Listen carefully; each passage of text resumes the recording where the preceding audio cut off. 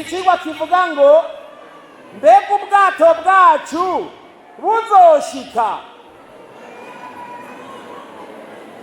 Ngo bingwiki mbega ubwato bwacu buzoshika. Baza mugenzi wawe mwicaranye uti mbega ubwato bwacu buzoshika. Mbega ubwato bwacu buzoshika.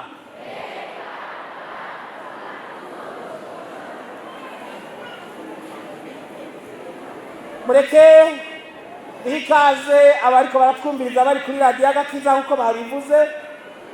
Twongere duhe ikaze abariko baratwumviriza bari mu mahanga ya kure biciye mu buhinga ngurukana bumenyi nanone kandi bwa radiyo Agakiza. Imana ibahezagire cyane, ibagirire neza uko mwitwararika igikorwa cy'Imana. Mwabuna mukibuka ko ari umunsi wera w'isabato, mukiyegereza akaradiyo nubwo biba bidakunda ko muja mu rusengero. Imana ibagirire neza aho muri hose mu izina rya Yesu. Aho turi twese duciye bugufi maze dusenge Imana. Ewe uhoraho mwami wacu kandi Imana yacu, iki kibazo ngo mbega ubwato bwacu buzoshika kiribazwa n'umwe umwe wese muri twebwe, baba bari muri kino kibanza cyangwa bariko baradukurikirana haba kuri radiyo Agakiza cyangwa ku buhinga ngurukana bumenyi. Ndakwinginze kugira ngo dushoboze kwishura kino kibazo kandi uduhe ibyizigiro ko ubwato bwacu buzoshika mu izina rya Yesu, amen. Ikigwa cyacu kivuga ngo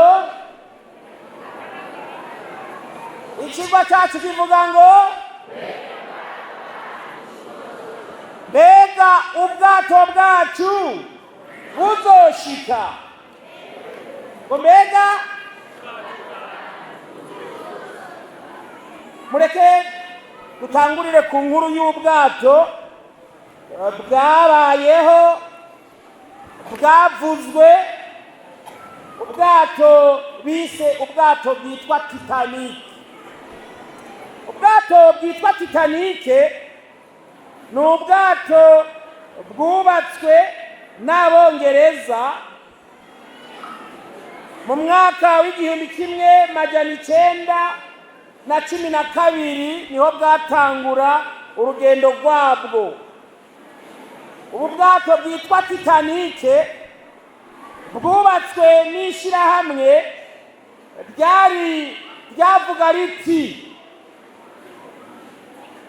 tugomba duhisi ubwato bwiza, ubwato budasanzwe, ubwato bwo kwinezereza, ariko kandi ubwato butazokwigera bwibira n'umunsi n'umwe. Ariko iyi nkuru y'ubu bwato bwitwa Titanic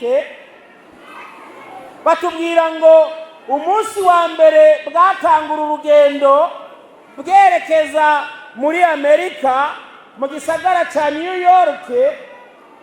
Ubu bwato bwagonze urubura, ikibuye cy'urubura cyari mu ruzi, bwari mu nyanja, maze ubwo bwato burasanzara. Bwarimo abantu bagira 2200, harokotse abantu 700 gusa, maze hasigara abantu 1500. Ubwato ntibwakunze ko bushika iyo bwari ko buraja. Kibazo dufite muri aya masaha kivuga ngo mbega ubwato bwacu buzoshika. Ubwato bwa Titanic bene bwo babukoze bavuga ngo ntibuzokwigera bwibira, ariko bwibiye mu rugendo rwabwo rwa mbere. Ntibyakunze ko buno bwato bushobora gukora urugendo rwabwo maze ngo bushobore gushika iyo bwari bwerekeje. Bagenzi, inshuti z'umusaraba, ndagomba ngo duhurire muri kiriya gitabo cya mbere cy'Abami mu gice cyaho cy'icenda ku murongo waho wa 26, maze dusome tugeze ku murongo wa 28. Ijambo ry'Imana riravuga ngo kandi umwami Salomo, igitabo cya mbere cy'Abami igice cy'icenda umurongo wa 26, maze usome n'uwa 27, handitse ngo kandi umwami Salomo abazisha amato i Eziyoni-Geberi hafi y'Eroti ku isesero ry'ikiyaga gitukura mu gihugu cy'Abanyedomu. Maze Hiramu arungika muri ayo mato abantu biwe b'abasoza bamenyereye iby'ikiyaga, bafatanya n'abantu ba Salomo, baragenda baja i Ofiru, bakurayo amazahabu itaranto 420, bayazanira umwami Salomo. Imana ihezagira ijambo ryayo. Muri iyi nkuru harimo ibintu byinshi tudashobora kurongera umwanya wo kuvuga muri uyu mwanya. Ubwa mbere ho havugwamo umwami Salomo. Salomo yari umwami agira gatatu w'Abisirayeli, umuhungu wa Dawidi. Salomo wagiye ku burongozi bwa Isirayeli akiri umwana muto cyane, maze agitangura gutwara agira isengesho ridasanzwe, abwira Imana ati Imana, ndi muto sinzi iyo biva n'iyo bijya, ariko icyo ndagusabye ni ubwenge kugira ngo nshobore kuyobora abantu bawe no kubatunganiriza nk'uko bisabwa.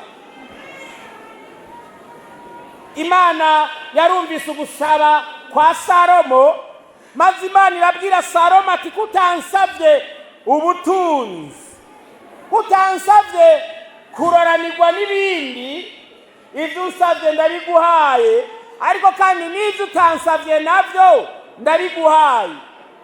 Bibiliya imbwira ngo mu migabo n'imigambi se wiwe Dawidi yari yaragize harimo kubakira Imana ingoro yayo, ariko ngo Dawidi ntiyashoboye kubaka ingoro y'Uhoraho kubera ko Dawidi kenshi yama mu ntambara, yama mu rugamba. Ariko ngo igihe Salomo agiriye ku burongozi bw'igihugu cya Isirayeli, Imana itanga impore. Noneho muri iyo mpore Salomo agira amahirwe yo kubakira Imana ingoro yayo. Manutse ugasoma aha batubwira Salomo yafashe ingingo yo kugenda kubadisha amato ahitwa Eziyoni-Geberi, kandi ngo aho Eziyoni-Geberi Bibiliya yavuze ngo hari mu gihugu cy'Abanyedomu. Iyo bavuze Edomu ni ukuvuga ngo baba bavuze igihushane cya Isirayeli. Edomu ni irindi zina rya Esawu. Esawu mwene wabo na Yakobo. Mwene majambo ntabwo yagiye kuyabazisha mu gihugu cy'Abisirayeli wabo, oya, ariko nanone turagomba kubanza kumenya no gutahura kubera iki yagiye mu Banyedomu. Umurongo ukurikira batubwira ngo maze Hiramu. Uyu Hiramu ndagomba ngo tuze dusoma Bibiliya uhereye muri kiriya gitabo mbere nyene cya mbere cy'Abami, ugasoma mu gice cya 5. Batubwira ngo Hiramu niwe yari umwami w'Abanyedomu. Uyu Hiramu umwami w'Abanyedomu amaze kumva ko Salomo ari we yimye ingoma y'Abisirayeli, yaranezerewe cyane. mbere acamutuma kw'intumwa. Muri uko kumutuma kw'intumwa Salomo arazishura, ahejeje kuzishura arazibwira ati genda mubwire Hiramu yuko umwami yiteguye kubakira uhoraho ingoro yiwe. Ati mbere kubera ko iwacu atabantu bazi kwicira amasederi bahari, ataragusabye uzomuha abantu bamwicirira amasederi. Ibirimbira mu gice cya 5 ko Hiramu yaranezerewe cyane, maze ngo aratakambira Imana, arabwira Imana ati Imana nihimbazwe, nishemezwe, nihabwe icubahiro ko ku ngoma ya Dawidi habonetse ushobora guhagararira iby'Imana akitwararika igikorwa cy'Imana. Imana yacu nihabwe icubahiro cyane. Bibiliya ibandanya itubwira ngo Hiramu nyuma yo kunezerwa ibyo bikorwa, amaze kumva nyabuna Salomo atanguye kubazisha amato, maze ayo mato akaba agiye kuzohora afata urugendo rwo mu kiyaga, agiye kwikorera amazahabu yo kuza kubaka ingoro y'Uhoraho. Hiramu aravuga ati ihibambewe mwana w'Imana, reka ndaguhe n'abasoza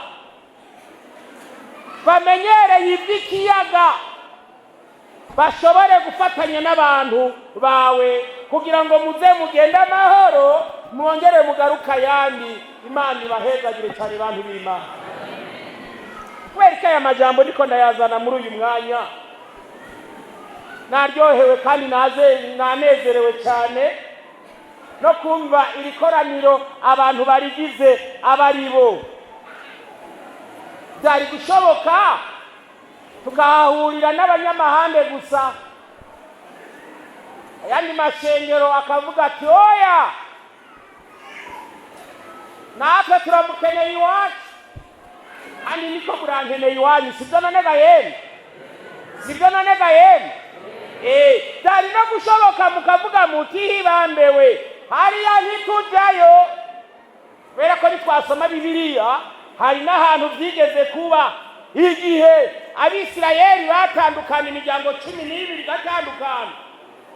Bamwe baravuze hibambewe i Yerusalemu ntituzosubirayo, maze ngo umwami w'Abisirayeli wacababwira ati kubera ko i Yerusalemu ari kure, reka mbere ndabagirire ikigirwamana ngaha hafi, ntimuzosubire i Yerusalemu. Maze Abisirayeli baja nabwo baremera, kandi bazi ko neza na neza ibyagezwe bituruka Yerusalemu. Yesu yaranabivuze kandi yuko agakiza gaturuka Yerusalemu uko Yesu yabivuze. Bagenzi, ariko ibyo ntimwabiharuye, mwavuze muti reka tuduge tujye imahande maze twahurire n'uburongozi. Si mwe mwenyene, iri koraniro kandi rigizwe n'abantu b'Imana. Numvise bavuze ngo imvukira z'intara y'amahande. Hari abafashe ingendo mbere bava kure baraza. Natangaye umuntu w'Imana ndamusanze muri kino kibanza. Bagenzi, inshuti z'umusaraba n'abakunzi b'Imana, n'abakunzi b'Imana, n'abakunzi b'igikorwa cy'Imana bashobora kwifatanya n'abakora igikorwa cy'Imana bonyene. Igihe Hiramu yumva ko Salomo agomba yubake urusengero rw'Imana, igihe Hiramu yumva ko Salomo akeneye ubufasha, bagenzi, inshuti z'umusaraba yamuhaye ibisabwa byose kugira ngo ashobore kuba yokoroherwa mu gikorwa agomba gukorera Imana. Maze ubwato bubakiye Eziyoni Geberi Hiramu abushiramwo abasoza bamenyereye ivy'ikiyaga, bafatanya n'abantu ba Salomo, baragenda baja i Ofiru, bakurayo amazahabu itaranta 420, bayazanira umwami Salomo. Ubwato buragenda buragaruka amahoro, burashika nta kibazo na kimwe bugize. Imana yacu ihabwa icyubahiro cyane. Ariko ikibazo cyacu uyu munsi kirabaza kiti, mbega ubwato bwacu buzoshika? Bariza mugenzi wawe uti, mbega ubwato bwacu buzoshika? Mbega ubwato bwacu buzoshika? Ongera ubaze mugenzi wawe ku rundi ruhande uti, mbega ubwato bwacu buzoshika? Hanyuma duce tuzingururira hamwe igitabo cya kabiri cy'ibyo ku ngoma. Igitabo cya kabiri cy'ibyo ku ngoma cyo dusoma mu gice cya 20, maze dusoma umurongo wa 35 tugeze ku murongo waho wa 34. Igitabo cya kabiri cy'ibyo ku ngoma igice cyaho cya 20, umurongo wa 35 n'uwa 34.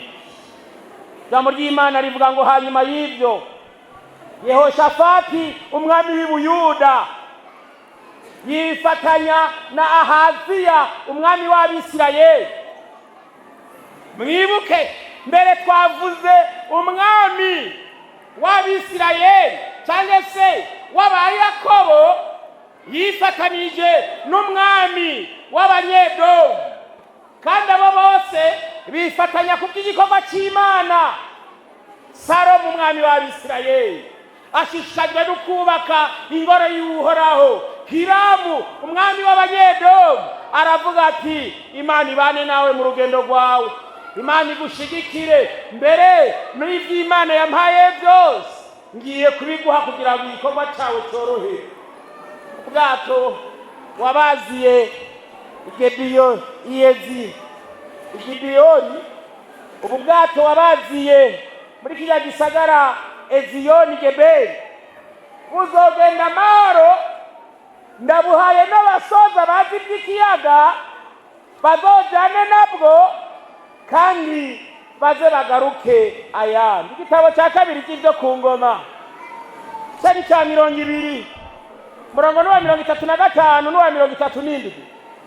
Ikibazo cyacu kibaza ngo, mbega ubwato bwacu,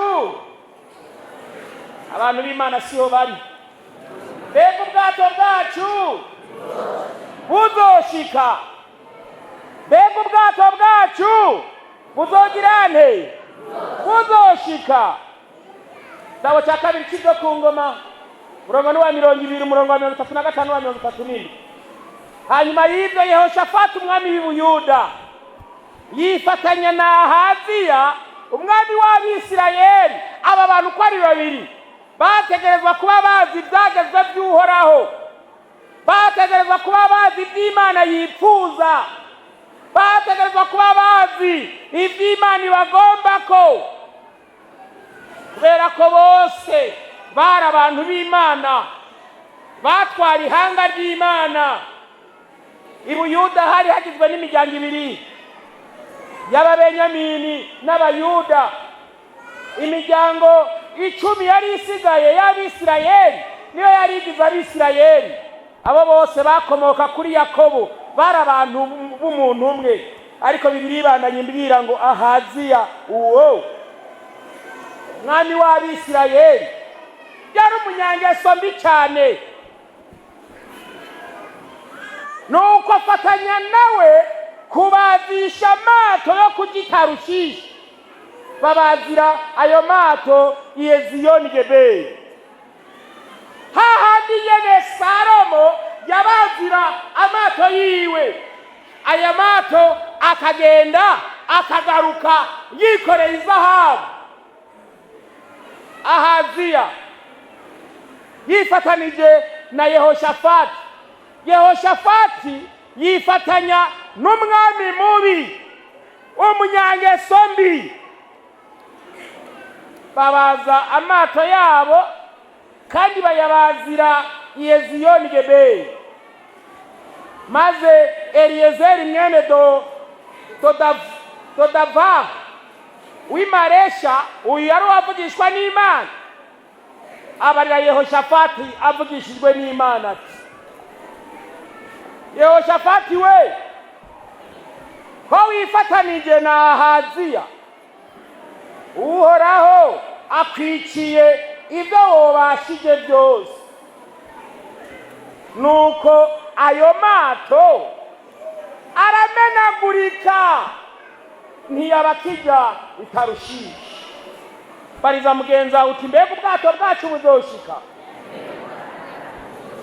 Mbega ubwato bwacu buzoshika? Nakunze ijambo umukuru w'ishengero yavuze, ujaje ivugabutumwa yavuze ati bidusaba amahera menshi, ariko ntabwo biteye ubwoba. Haleluya! Bagenzi, hari abagabo bakenewe muri kino gihe, n'abagabo bameze nka Yosuwa na Kalebu igihe batumwa gutata Kanani. Igihe batumwa gutata Kanani, bari abagabo 12 batumwe gutata Kanani. Maze bose baragenda bageze i Kanani, baritegereza basanga ngo ni igihugu cyiza, igihugu cy'amata n'ubuki, ngo igihugu ukigezemwo maze inzara ikihera no kurya utarabye. Ariko basubiranye inyuma raporo, abahungu 10 baravuga bati ariko twabonye ibigabo by'ibigatanya, n'ahantu tutoshobora twebwe ubwacu kwinjira. Twababonye maze tubibaza tuti twebwe twoba tumeze nk'inzige. Maze abantu bose bararira, bibagira urugendo bakoze bava muri Egiputa, ingene ukuboko guhambaye kw'Imana ishobora byose ariko kwabahagurukije kukabakura muri Egiputa kukabajyana. Bibagira ingene bashitse ku kiyaga gitukura, babuze inzira, Mose agaterura ukuboko n'inkoni yiwe, inzira ikaboneka, abantu b'Imana bakajabuka. Bibagira ingene bariye umukate bashonje, bibagira n'ingene bariye inyama bashonje. Maze baravuga bati ntabwo tuduga. Maze ubwoba burabica, ariko Yosuwa na Kalebu baravuga bati tugende, tuzobarya nk'uko umuntu arya umutima. Yesu nashimwe cyane. Isi tugezemwo, iki gihe tugezemwo ni igihe tugomba kubana na ba Yosuwa na ba Kalebu gusa. Ni igihe tugomba kubana na ba Kalebu na ba Yosuwa gusa. Abagabo bataraba ingorane, abagore bataraba ingorane, abagore bataraba ibibazo, nyabuna babona iby'Imana yababwiye. Bagenzi, inshuti z'umusaraba, tugiye muri Matayo igice cyaho cya 28. Matayo igice cyaho cya 28. Matayo igice cyaho cya 28. Ugasoma uhereye kuri uriya murongo wa 18. Matayo igice cya 28, usomye uhereye ku murongo waho wa 28 wa 18. Matayo 28 umurongo wa 18. Yesu nashimwe. Haleluya. Mbariza mugenza uti mbega ubwato bwacu buzoshika? Mbega ubwato bwacu buzoshika? Murongo wa 18 handitse ngo Yesu arabegera, arababwira ati jewe nahawe ububasha bwose mw'ijuru no mw'isi. Haleluya. Iri jambo rirahambaye cyane bagenzi. Wa wundi twizera, wa wundi yaduhamagara, wa wundi yatwinjiza mu ishengero ry'abadivantisite y'umunsi w'indwi yavuze ati jewe nahawe ububasha bwose hehe mu ijuru no mu isi. Kandi ikintu gitangaje ugiye mu byahishuriwe umutumwa Yohana igice cya 18, mu byahishuriwe umutumwa Yohana igice cya 18 ku murongo waho wa mbere, mu byahishuriwe umutumwa Yohana igice cya 18 ku murongo waho wa mbere handitse ngo hanyuma y'ibyo mbona umumarayika wundi amanuka avuye mu ijuru afise ubutware buhambaye. Yesu nashimwe cyane. Afise iki? Maze ngo isi ibonesherezwa n'ubwiza bwiwe. Mbwirira mugenzi wawe uti mbega ivyo wewe wavyumvise?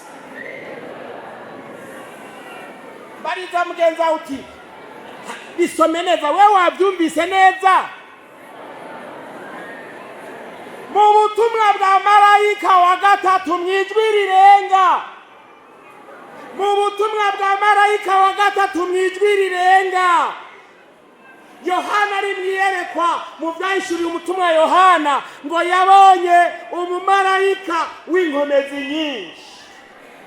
Uyu si wundi ni wa wundi yavuga muri Matayo 28 umurongo waho wa 18 ati jewe nahawe ububasha bwose mu ijuru. Maze umurongo wa 19 acavuga ngo nuko nimugende. Mugirene? Nuko nimugirene? Nimugende. Ariko ku murongo wa 20 acavuga ngo iki? Umurongo wa 20 acavuga ngo iki? Ngo aha umve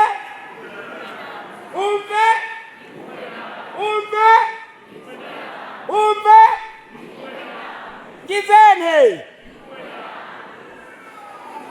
arira mugenzi wawe tuwo turi kumwe n'umunyankomeza akomeye. Ni wa wundi yafise ububasha bwose mu ijuru no mu isi yavuze ati nimugende ndi kumwe namwe. Haleluya. Yesu nashimwe cyane ati nimugende ngizene. None nimba ari kumwe natwe hari ubwoba tugomba kugira? Bagenzi, dushobora kugira ubwoba gusa igihe twifatanije n'abanyengeso mbi nka Ahaziya. Dushobora kugira ubwoba gusa igihe twifatanije n'abanyabwoba nka ba batasi 10. Niho honyine dushobora kugira ubwoba, kandi aho naho ubwato bwacu buzomena kukurikira mu nzira ntibuzoshika iyo bugomba gushikuye. Bibiliya iraryoshe cyane mu gitabo cya mbere cy'abami igice cya 22 murongo wa 48 kugeza kwa 49 handitse ngo, igitabo cya mbere cy'abami igice cya 22 murongo wa 48 kugeza kwa 49 handitse ngo Yehoshafati abazisha amato y'Itarushishi yo kwama aja Yofiru kuzana amazahabu, ariko ntiyashikayo kuko yamenagurikiye Iyeziyoni Gebeyi. Maze Ahaziya mwene Ahabu asaba Yehoshafati ko abantu biwe bojana n'abiwe mu mato. Mwibuke igihe Salomo yabazisha ubwato bwiwe, Hiramu yaramuhaye abantu b'abasoza bazi ngo ivyo gutwara ubwato, kandi Salomo ntiyabazi. Ariko Yehoshafati amaze kubona ubwato bwa mbere bumeneka, n'ubwa kabiri bumeneka, n'ubwa gatatu bumeneka, n'ubwa kane bumeneka, Ahaziya amubwira ati reka ndaguha abantu banje bazoze barajana n'ubwo bwato. Maze Yehoshafati aravuga ati ibyo wankoreye biramaze, gumana n'abo bantu bawe. bariza mugenzi wawe mbega ubwato bwacu buzoshika.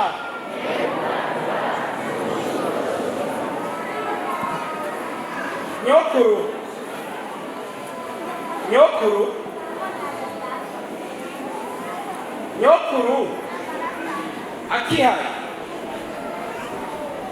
yahora ducira imigani, hageze ku mugoroba akadutitira akangura agakira kw'igitito. ngabo kimwe mu byo yatubwiye nuko yatubwiye ko atagitito bagira ku murango. nanjye naringiye gutita, none nibutse ko nyokuru yatubwiye gutita ku murango. ariko kimwe mu bitito yatwigishije ni iki kivuga ngo hari umukobwa,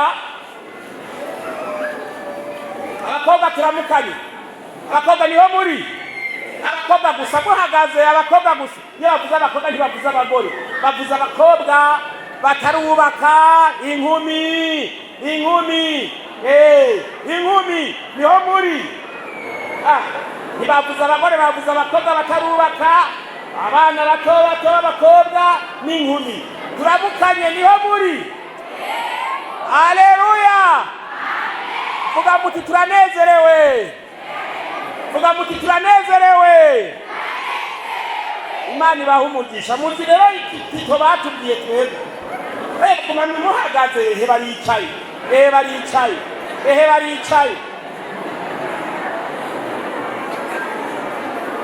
uretse ibintu byagiye bihinduka uno munsi, aho muhura n'umukobwa ariko agiha igori mw'ibaraba, aho muhura n'umukobwa ariko agiha amandazi mw'ibaraba, aho uhura n'umukobwa ariko ararya amavoka mw'ibaraba, aho uhura n'umukobwa ariko ararya umurobe mw'ibaraba. ibyo bintu byagiye bihinduka, kera ntibyari. umukobwa kera yarira hehe? aho abahungu batanabona, kugira ngo nyabuna abahungu bibaze ngo nukurya ntarya, kandi nukurya arya. myicarire rero. icyo gitito rero nyokuru yatubwiye cyari cy'umukobwa ngo yakunda gutoragura, yatoragura ubwo abonye bwose, maze umunsi umwe nyina rero aravuga ati mwananje, uzi n'inkuru ateye, tugiye gufata urugendo, kandi urugendo rwacu ndabizi turashobora guhura n'uzobera umukwe wa mukobwa ugira umuziro, yangeso uyihishe. nyuma yo kugenda uratoragura ibyo ubonye byose uyihishe, kugira ngo nyabuna ntibahave bantwenga.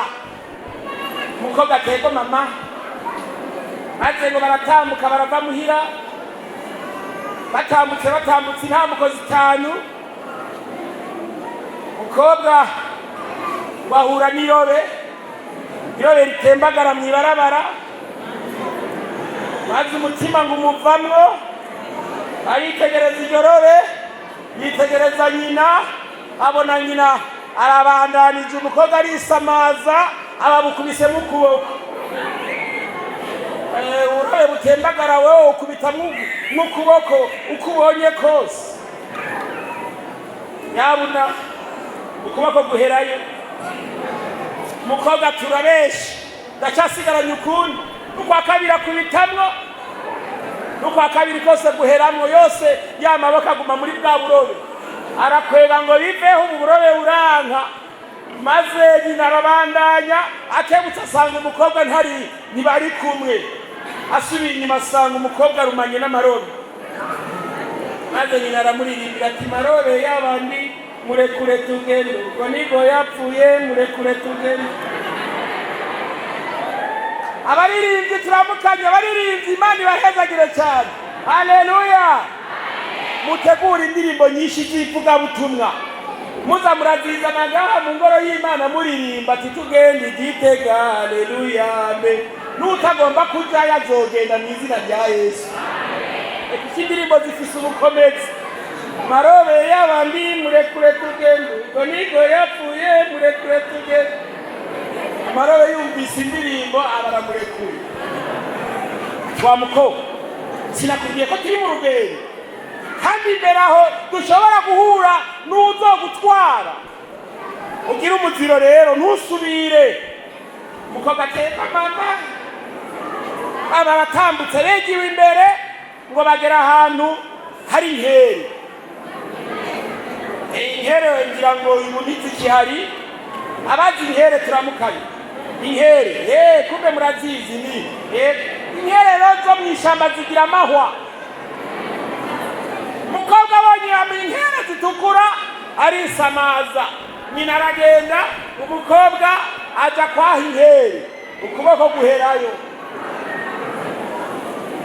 Adugije ukundi kugira kabiri guherayo. Nyina ahindukiye kuraba umukobwa arabura, asubiye inyuma asanga amaboko amanitse mu nkere. Ati inkere z'abandi murekure tugende, ngo nibwo yapfuye murekure tugende. Irinzi muzaze muraturiyimbira, hari igihe inkere zidutwara. Mu gitabo cya Yona Imana imubwira ngo genda i Ninewe ubaburire. Nowaho kuja i Ninewe ngo yigira Tarushishi. Tarushishi rero nuko atamwanya twarose, hari inzahabu nyinshi. Yona agenda kwimba inzahabu, ariko ibyabaye kuri Yona murabizi. Bageze mu ubwato bwa Yona umuyaga urajugumba. Abantu barabaza Yona bati Yona we urinde, urumuki, ukora iki? Yona ngo njyewe ngo ndumuheburayo, ngo ndumuvuga butumwa, ngo nubaha Imana yo mwijuru. Ati we wa mugabo we wategerezwa kuba uri mwivuga butumwa, none ugiye kwimba inzahabu. Nima bayigiye hariya bimba inzahabu. Kuwanyuma baca babwira abavenisi mwese ati nimuduhuge nimudukwegere. Bakubonye ugiye kwimba inzahabu kuwanyuma uri umuvenisi, baravuga bati wewe ugomba kudukwegera taha. Nibo bakwiyirukanira. Noneho baramwitegereza ati wa mugabo wewe uri umwisirayeli yubaha Imana yo mwijuru, uri umuvuga butumwa, none abandi bari mu gikorane nawe uri kudandaza. Abandi bariko baraduga igitega nawe uriko wigira Itarushishi. Ati none tukugenze gute? Yona ati nta kundi ni mu nterere mu ruzi, nugupfa mpfa n'ubundi nta kundi naco mbereyeho. Ariko Imana iravuga ati Yona ntupfa. Mbwirira Yona uti ntugomba gupfa. Mbwirira Yona uti ntugomba gupfa. Mbwirira mugenza uti ntugomba gupfa. Kandi nawe uti sinzopfa nzobaho. Niwibwira uti sinzopfa nzobaho. Kandi ubwato bwanjye buzoshika. Kubera ko umukwe ari we Yesu Kristo agiye kuza vuba. Kandi icyo dusaba si ukugenda turatoratora ubwo tubonye twose. Icyo Yesu yadusigaranye n'ivuga butumwa bagenda. Kibazo ngiki, mbega ubwato bwacu buzoshika? Bushobora gushika gusa igihe cyose buzoba buri ku gikorwa cy'Imana. Ushobora kubutatahuye ubwato bwawe ubwayo, ariko General Conference irafise ubwato bwa General Conference buravuga buti shimikira muri Bibiliya mwitwararika igikorwa. Ubwato bwa diviziyo yacu nabwo bugaca buvuga ngo kwiza kabiri abizeye. Irani kwiza kabiri abizera mufise uyu munsi. Umwe wese yigwize kabiri, kimwe bukwiza bibiri ni bingahe? Jewe ngwijije kabiri tuba bangahe? Babiri. Kwiza kabiri abizeye. Mu myaka 5 dufise imbere yacu, zana umuntu umwe gusa kuri Kristo Yesu. maze ubwato bwa Iniyo nabwo bugaca buvuga buti Mahande genda i Gitega. Haleluya. Ubwato bwa Misiyoni nabwo bugaca buvuga ati naho uduga i Gitega hari na kliniki turindiriye ngaha hepfo. Ubwato bwa Mahande nabwo buterega hariho n'ishami tugomba kubyara ngaha nyere muri Mahande. Maze ishengero nimusagara ntayibagiye bana yavuze yose, reka mubivugire rya Mahande turimo atariko turagomba no gukuraho rino sima ringaha dushira amakaro muri no rusengero rwacu gusa bose n'ubwato. Mugabo kandi mu muryango naho usanga hari iyindi proje y'inzu mwari mufise yo kubaka inzu, ariko kandi nawe ubwawe mu buzima bwawe hari n'ubundi bwato bw'iwawe ufise ugomba gukora, ariko ikibazo mbega ubwo bwato bwose buzogira nte buzoshika.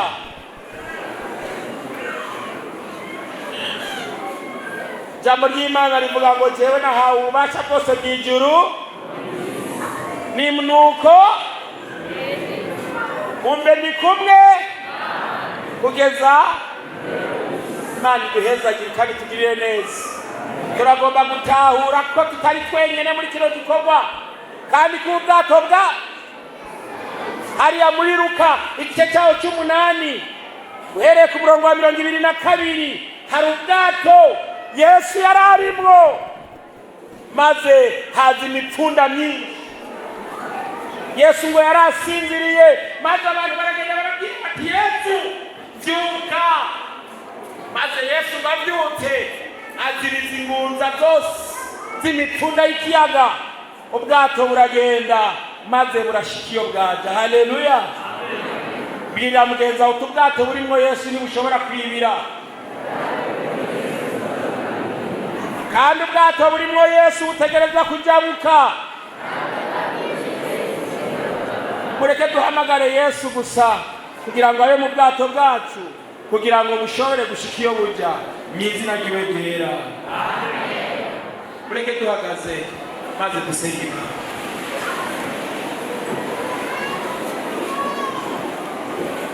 Mwami wacu kandi Imana yacu dukunda uraheramije, aba bahungu bawe n'abakobwa bawe turi muri iyi ngoro yitirirwa izina ryawe, twazanye ubwato bwacu kugira ngo Yesu bwinjiremwo. Twifuza ko ubwato bwacu butangura urugendo kandi bugashika iyo buriko burerekeza. Ni muri iyo ntumbero tuguhamagaye kugira ngo ube mu buzima bwacu bwa buri munsi. Ni muri iyo ntumbero tuguhamagaye ngo uhezagire ibikorwa by'amaboko yacu. Ni muri iyo ntumbero tuguhamagaye ngo winjire mu ngo zacu uduha amahoro, kandi amahoro aviwawe mw'ijuru. Muri iyo ntumbero tuguhamagaye ngo imigambi yose dufise Mwami aba ari we uyiyobora. Erega igihe kirihuta kigiye kurangira, ndagusaba ndakwinginga kugira ngo nyabuna Mwami dushire ubwoba, duhagarare nka Yosuwa na Kalebu, maze dutere intambuko tugana ku musozo w'igikorwa cyawe. Isengesho ryiza Mwami wacu kandi Imana yacu, twizeye ko turi kumwe nawe. Nubane natwe kandi ukomeze wishura amasengesho yacu mu izina ryawe ryera Yesu. Amen.